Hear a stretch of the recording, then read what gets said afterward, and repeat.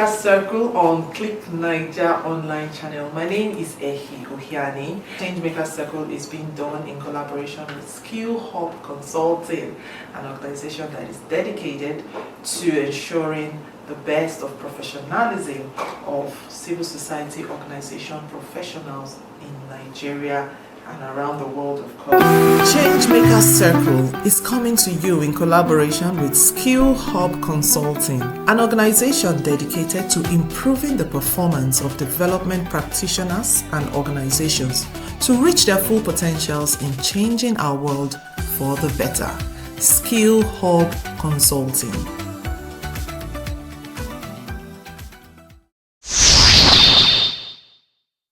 So today on ChangeMakers Circle, we'll be talking about ensuring NGO sustainability through strategic, corporate and program financial management. So today we are talking money.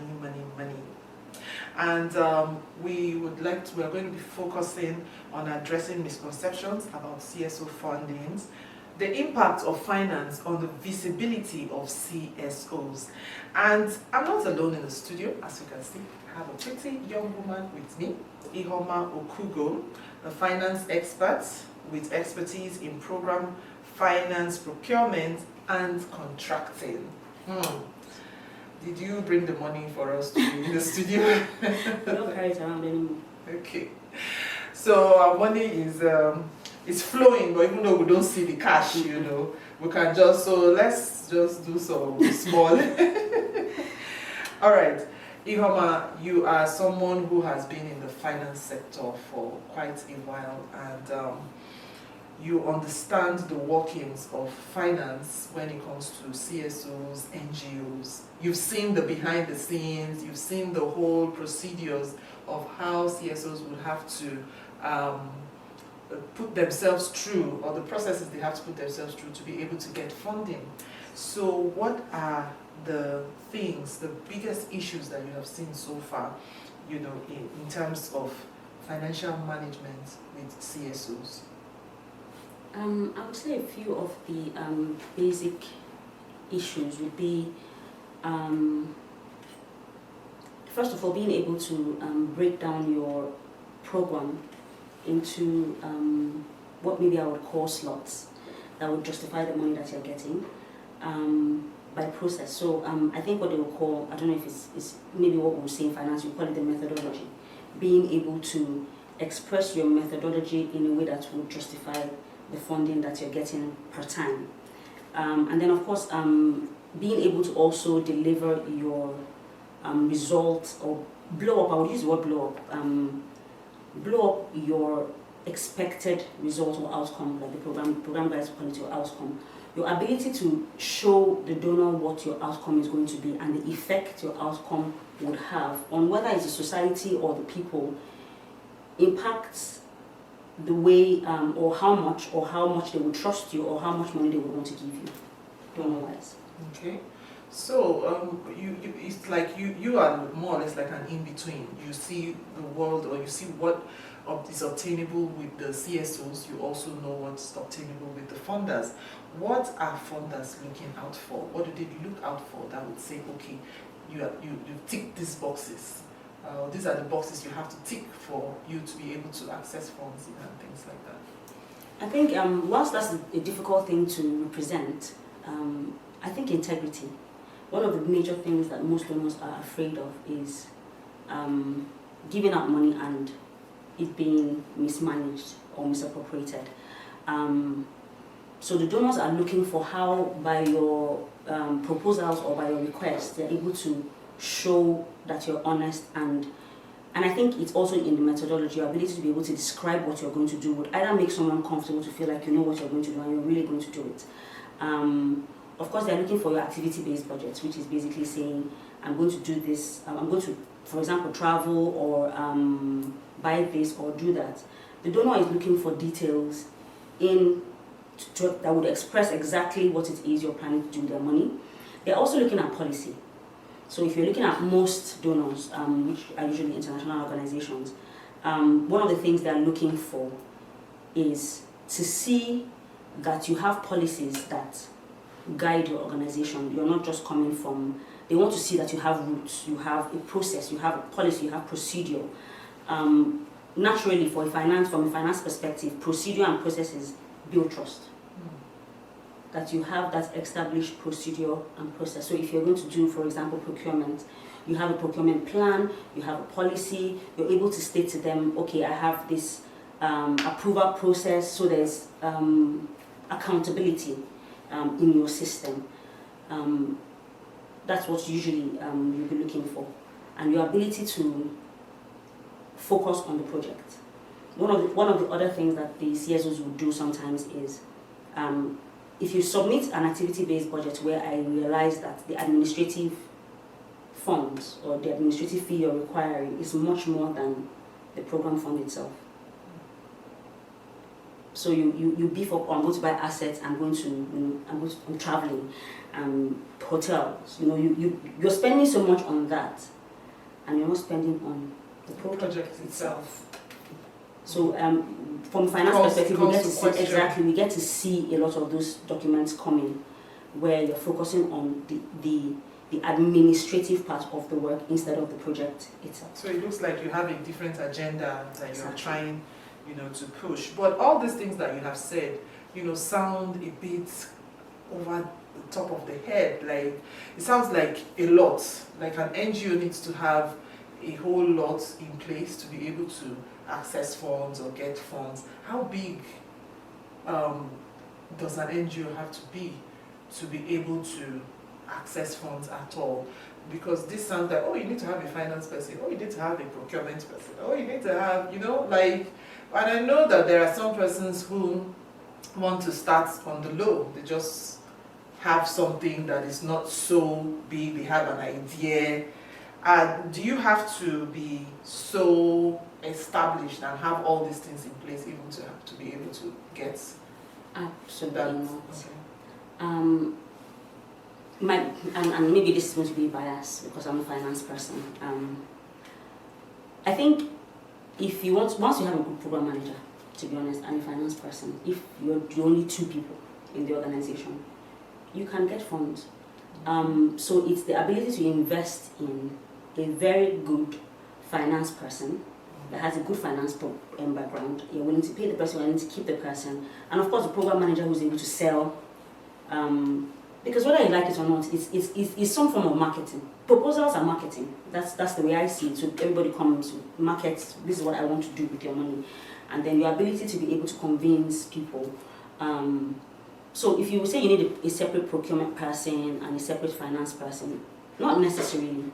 The moment you have a policy that is transparent enough, that even if one person is doing multiple things, there is a system set in place to check.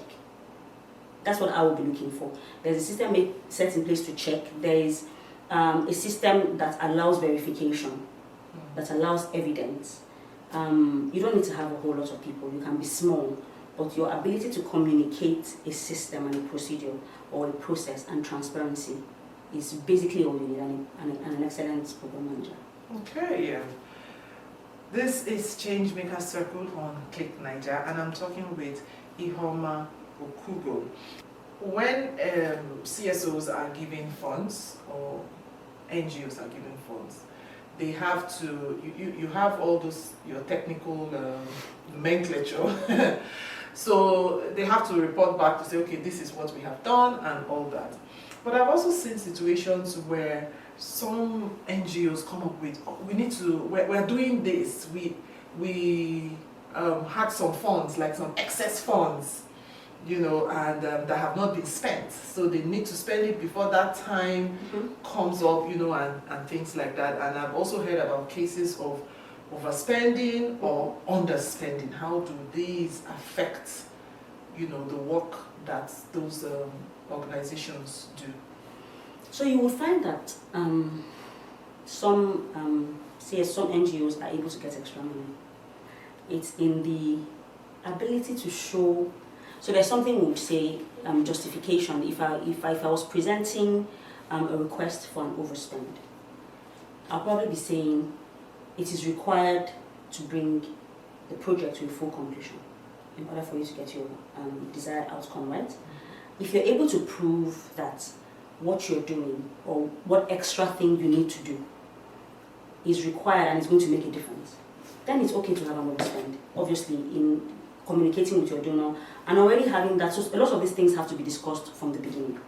Okay. So, for example, lately in Nigeria, if you're an NGO that was receiving funds from an international NGO and it was in USD, right, and you're spending in naira right here, we've had those cases lately a lot. You're most likely bound to have underspend because now the interest rate has come up. So what you would have bought, you're changing a dollar for a lot more now, even though the cost of items have increased. But however, we have seen that there's a lot of underspend. Now, as an NGO, there are two things that would happen, or that could happen, if from the beginning you have a project plan that makes room for extension, for improvement. There are other activities that you have that could improve the project, and I think that is one of the things that most NGOs should have in plan. My advice usually to most of my program managers would be, have a plan, almost like 3 plans. One, that this is the basic, right? One, that if your donor asks you to tone down, there are certain activities that you can pull out, and then even if you pull them out and you tone down a bit, you will still have a good outcome. And then have extra activities that if you notch it up, you would be able to achieve better. So if you find yourself in a place where you have, I've had cases where they will come back and say, oh, we have an underspend. And then you would ask, do you have anything extra that would make the project look better? If you can agree with your donor and your donor can see the justification, then they tell you to go ahead. In the event that you don't have that, and that's the other thing, most NGOs are not prepared. They're stuck on that one thing. Yeah. There's no room for, sustainability. Like you have a project. I want to build a house, right? And I want to give them out to people. And then you have that. You don't have any other plan that, okay, I will train them afterwards how to use it. These are local people. They don't know how to use white toilets or WC. There is a plan for sustainability and for extension. Most people just come with that strict. Well, is that sustainability not usually one of the things a donor would look out for before they even give you funds in the first place? So, and this is me from the donor side now, saying that both ways. Sometimes the word sustainability is used,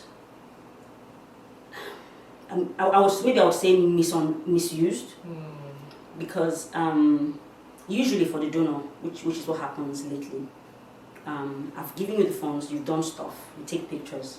I'm able to go and put it either on my website or my organization to say, oh, I did this huge project and it changed these lives. 99% of the time, nobody goes back. Okay. What happens is, because they haven't set up so they will call it the handover. You're done, you either hand it over back to the government or to the people, the community, they take it on from there, you go away. And then most times it deteriorates. And then 5 years from then, another donor comes and it becomes like a new project. That's someone else. So if you had a sustainable plan, an original and a proper sustainable plan, what would happen is that there's room for either you to come back and there's something in place that you're just either fixing or you're redeveloping, or another donor comes and there's already something there. But most times you would see that in this industry, it's almost like a replay of so many things and people are in the same pool and it's just like a vicious cycle.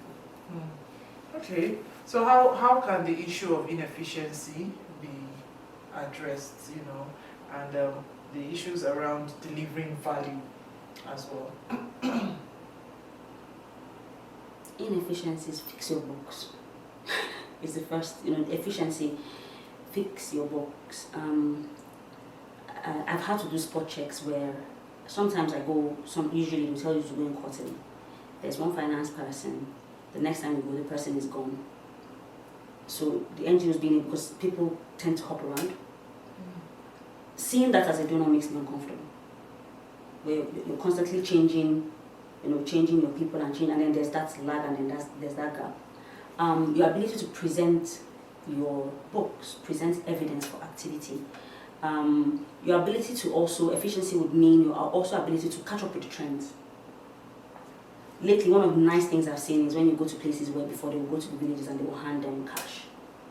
So most of the time when you go, you have to check petty cash. These days you find out that a lot of NGOs and industries don't do cash anymore. It makes me more comfortable because I know that there's a trail. So I always tell people, whatever you're doing, think of your trail. Imagine that you'll be audited. And what is the trail? What would an auditor or a finance person be looking for if they were checking? I think that would be one of because a lot of times for the smaller NGOs, because at that point, or most of the time they're starting out, they're thinking of survival a lot of times. It kind of like goes over their head to think that these things are necessary, and that is what will build you, that's what will make you a sustainable organization. Okay, so how can CSOs track their progress? There's something I was studying today. I'm writing this exam, and I'm trying to find the word now. Oh God. It's a methodology, but then it's kind of like a tracking methodology where you have benchmarks, and in whatever it is I'm studying, it calls it steps. So you see like a staircase where it's one at this stage so you're almost starting from where I have nothing and where I'm planning to be. And so every time for CSOs, what I would advise is, if you have a step, like a methodology, like a step-by-step process where at step 1, this is where I should be, step 2, step 3, and every time you go back to those processes to check, you're tracking. Okay, I think it's in program management or something, one of the exams that I would have written in program management, where you're going back to see where am I now and what's the gap between where I am and where I'm planning to be. Okay. If you're able to present that you have that process and that methodology in place, it will make it easy for you to track. There's a word for it, I can't remember the word in program management for it, but then it's like, you have a plan. Okay. You're trying to remember. Yeah. Okay. Now, talking about the impact of finance on the viability of, the CSOs, how does finance impact on their viability? Now, it may sound like because I'm a finance person as well, but I think it's the most important thing. One of the struggles I've had as a finance person managing programs and projects is the fact that project managers do not know finance. I think everybody should know finance because everybody makes money, everybody spends money. Finance is this thing that everybody is trying to avoid. It is the center of everything that you do. If you do not know the finance, how to manage it, how to present it, how to utilize it, then you don't get the money, then you don't have a project, you don't have a program. So it is the blood. Central level. No, it is literally the blood. Okay. So it's more than the central level system. It's more, so it's one of the things that I'm also trying to communicate with, even with from the donor end, because even from the donor end, I experienced that thing where, let's train the program managers, because now you're saying you're a program team, let's train the program managers, let's do this, that, and then the program managers just expect the finance people to do magic and then give them money. If you understand money, if you understand the value of the money, without this money I'm not going anywhere. If you understand the requirement of reporting the money correctly, Okay. of presenting the money correctly, of justifying your money correctly, of showing value for money correctly, the likelihood that you will get more is higher, and the likelihood that you will grow is higher. Because if you're able to do more, so what they call value for money most of the time, most times people think it's just getting something that is cheap. Okay, I got it at the best price. It's getting the best quality at the best possible price. That's what value for money is. So if you're able to give me $1,000, and I'm able to get better quality than someone else, you give them 500 and they're not able to manage it, you want to give me 10,000 because I have been able to prove value for that money. Okay. But what you just said now sounds a bit like the finance person needs to also understand the program language. Absolutely. And the program manager or the programs person needs to understand and well skilled in absolutely. finance. So when I became when I went into the program financing, because I from corporate finance I thought to program financing. At the beginning, I was frustrated, to be honest, because I didn't understand the processes, to be honest, for all the processes that the program managers had to go through, and I'll be frustrated because I just want what I want. I want the report that I want. I want it when I want it. I want it. I have my deadlines. I have my end of financial year. I have this, and then eventually I opted to go for a program management training. And then I'm sitting in that room and I'm like, oh wow, now I'll be kinder. Okay. Because then now I understand all the processes. I'm patient now, a little more patient, when the program manager tells me, oh, I'm at this stage of my programming. Then I know, what else to expect. I'm able to understand maybe how long it will take, what is required, and all of that. And I think if the reverse was the case as well, where the program person understands where the finance person is coming from. So, for example, I've had, in recent time, I had a program manager not aligning with my end of financial year. The program end with the end of financial year. Okay. So I'm at the end of financial year. Is there a general financial year, or each project has a financial year? So usually each project should align with the donor's financial year. Okay. Because at the end of every organization's year, what you do is you're gathering, this is what I've spent, this is what I've done with it, you're reporting, and then most of the time you're requesting for more funds. So this is me at the end of financial year, and I couldn't wrap up one project. And now I'm handling a whole pool of funds with different project lines, and then I have this one project that I cannot round up, which means the entire project, the entire program for the year is on hold because of one person. And then we reach out to the program managers and the NGO, and they say to us, oh, they thought it was 2 months away. So it obviously distorted everything. And then by the time we were coming back to me, the figures had changed, so many things had changed, and this year is closed. Like, if you understand that a year has to be literally, for finance person, closed, and you're starting a new year on a new slate. Recently, a few weeks ago, I had someone who spent funds for the project lifetime instead of for the financial year. Whoa. So what happened was, the monies that should have been in last year spilled over into this year and reduced the person's funds for this year. So what you have done as a program manager subconsciously is reduce the amount of money and the amount of impact you would have had in this year, because you did not realize that you should work with the year. So there are so many examples where both sides should learn. I'm sitting in a program management meeting at the beginning, and they're talking, and I'm like, what is, and you guys have those acronyms. And I'm like, what is all this? Just tell me what to do with the money. But eventually, understanding program helped me, and I'm thinking should be one of the prerequisites for a program manager. Learn basic finance.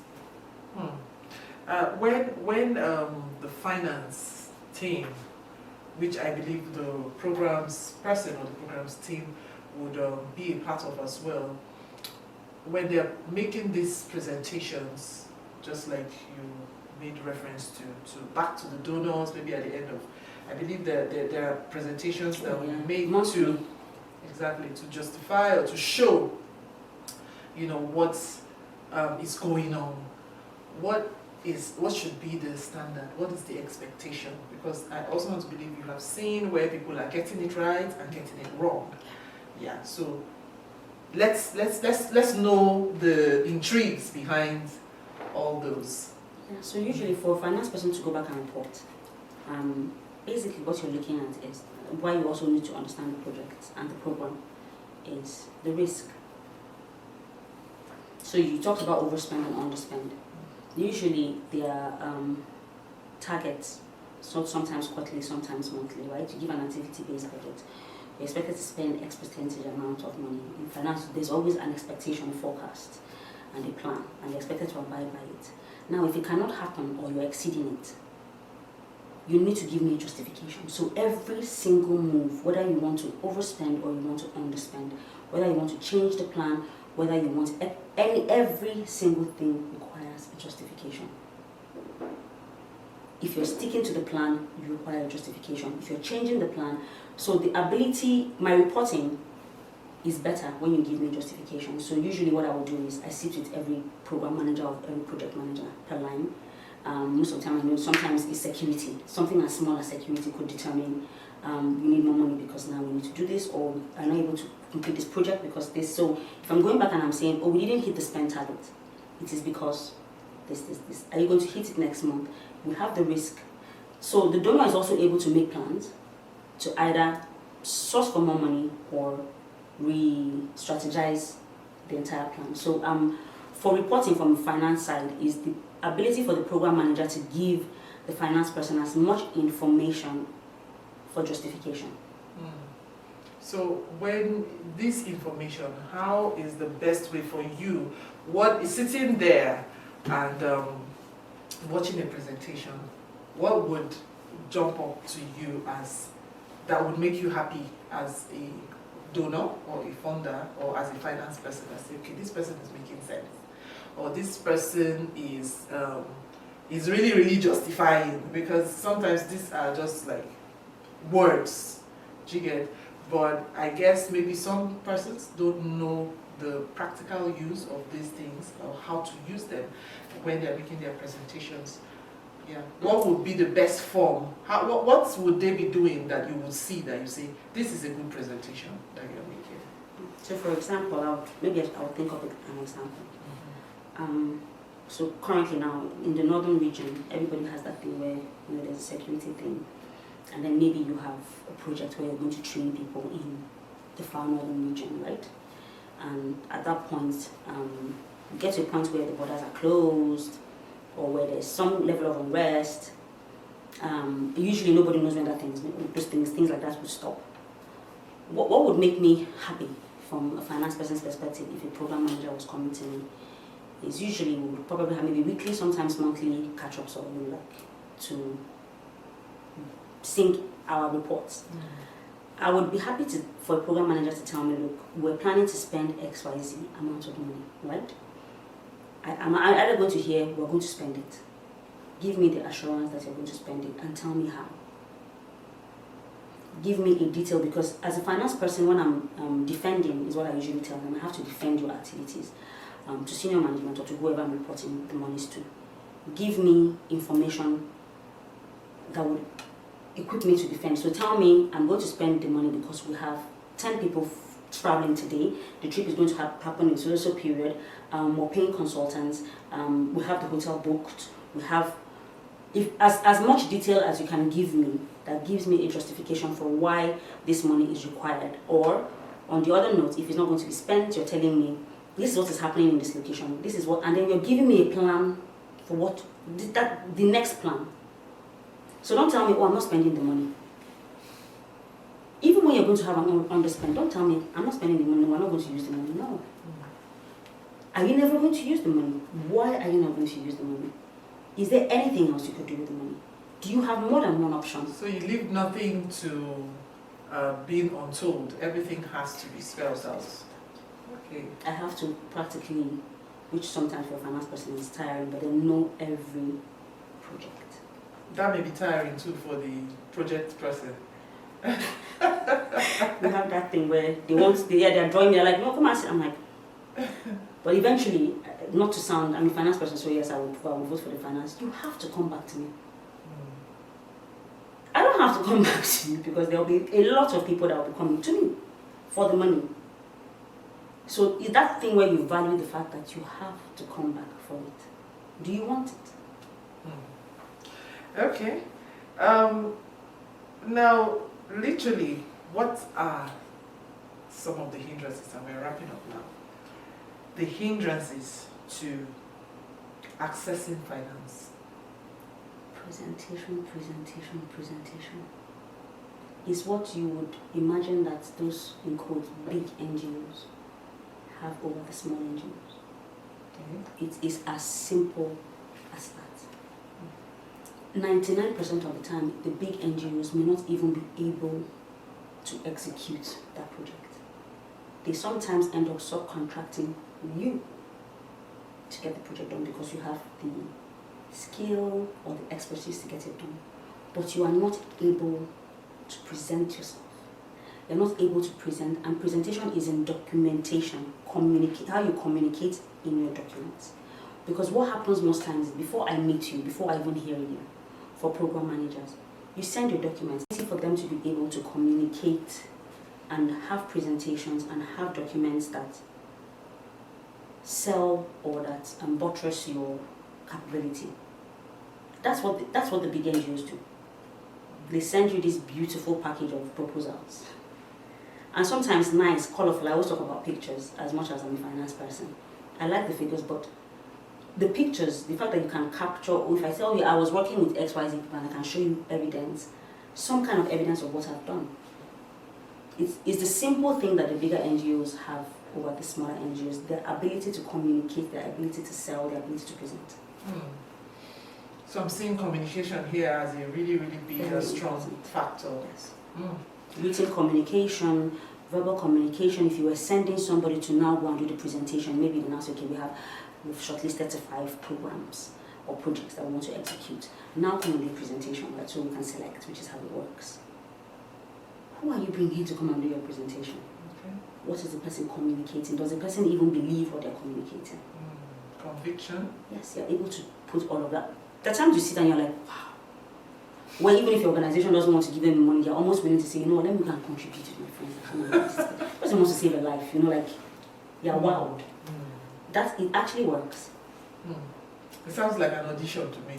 That's what it is. Absolutely, you're auditioning in a more to get, structured, yes, but in a more corporate corporate, exactly, and in a more, what's the word I would use? Subtle. Yeah. But it's a competition. Yeah. Who is able to prove that I can do more with this money? Who is able to prove I can change? And that's what the NGOs usually, that's what everybody's trying to present. I want to change lives. Show me how you're going to change lives. All right. So sounds like in the pursuit of trying to change lives to me, not just in the pursuit of happiness. So we've been talking about ensuring NGO sustainability through strategic corporate and program financial management, and I've been speaking with Ihuoma Okogun, who is a finance expert and a procurement expert and contracting expert as well. It's been awesome talking with you. She has shared her wealth of experience with us. I mean, I personally learned a thing or two here today. The program is still ChangeMakers Circle on Click Nigeria online channel. And my name is Ihuoma, and this program is being done in collaboration with Skill Hub Consulting. ChangeMakers Circle is coming to you in collaboration with Skill Hub Consulting, an organization dedicated to improving the performance of development practitioners and organizations to reach their full potentials in changing our world for the better. Skill Hub Consulting.